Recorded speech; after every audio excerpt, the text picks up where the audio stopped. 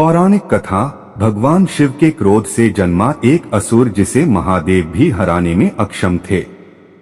कहा जाता है कि महादेव एक बार इंद्र की किसी चाल पर अत्यंत क्रोधित हो गए थे। उनके क्रोध से संसार भस्म न हो जाए, इसलिए गुरु बृहस्पति के अनुरोध पर महादेव ने अपनी क्रोधाग्नि को समुद्र में डाल दिया, जिससे समुद्र से एक बालक की उत्पत्ति हुई। बच्चे के रोने की आवाज इतनी तेज थी कि उसे सुनकर संपूर्ण संसार बहरा हो गया। उस बालक की रोने की आवाज सुनकर ब्रह्मा जी भी समुद्र के पास पहुंचे और उन्होंने उसे गोद में उठा लिया। बच्चा ब्रह्मा जी के गले से लिपट गया, जिससे वो भाव विह्वल हो गए। ब्रह्मा जी ने बालक का नाम जलंधर रखा।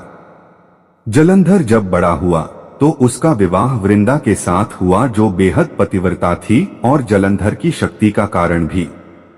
वृंदा भी एक असुर पुत्री थी, लेकिन वह भगवान विष्णु की परम भक्त थी। जलंधर असुरों का शासक बना।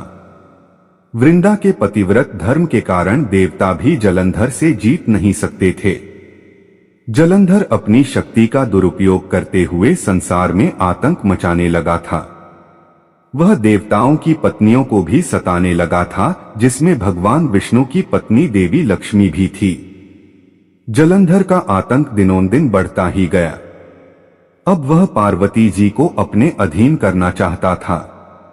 इस कारण शिवजी उस पर अत्यंत क्रोधित हो गए और दोनों के बीच भयंकर युद्ध होने लगा।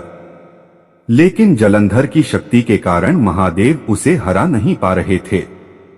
जलंधर की हार तभी संभव था जब उसकी पत्नी वृंदा का पतिव्रता धर्म भंग होता। वृंदा का पतिव्रता धर्म भ्रष्ट करने भगवान विष्णु जलंधर का रूप धारण कर वृंदा के पास पहुंचे। वृंदा को लगा कि ये जलंधर है और वह भगवान विष्णु संग पति जलंधर जैसा व्यवहार करने लगी। इस प्रकार वृंदा का पतिव्रता धर्म भंग हो गया और महादेव जलंधर का वध कर सके। भगवान विष्णु द्वारा पतिव्रता धर्म भ्रष्ट होने के कारण वृंदा ने आत्मदाह कर लिया और उसकी राख के ऊपर तुलसी पौधे का जन्म हुआ। इस प्रकार वृंदा आज के युग में तुलसी के रूप में जानी जाती है।